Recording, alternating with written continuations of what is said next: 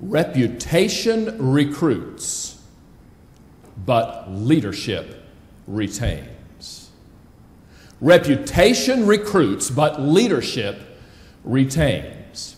And so perhaps the most salient point that I can make from this stage today is the first assignment that I'm going to give you. Throughout this presentation, I'm going to give you a series of assignments. I know it's like you don't have enough to do already, but I want you to be able to go away from here and say, yeah, there are some things that I can put into place right away that will make a difference in terms of people getting engaged, not only being able to be attracted to the organization, not only being retained in the organization, but you'll notice on the first page of your handout it says attract, retain, and engage.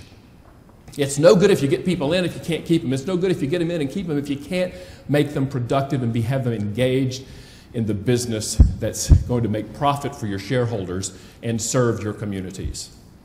The first of these assignments that I'm going to give you says, if anybody's going to be at any level of leadership in this company, it's critical that they be a leader, not just a good technical manager. Many companies that we work with have an absolute requirement. I don't care how good you are at your job.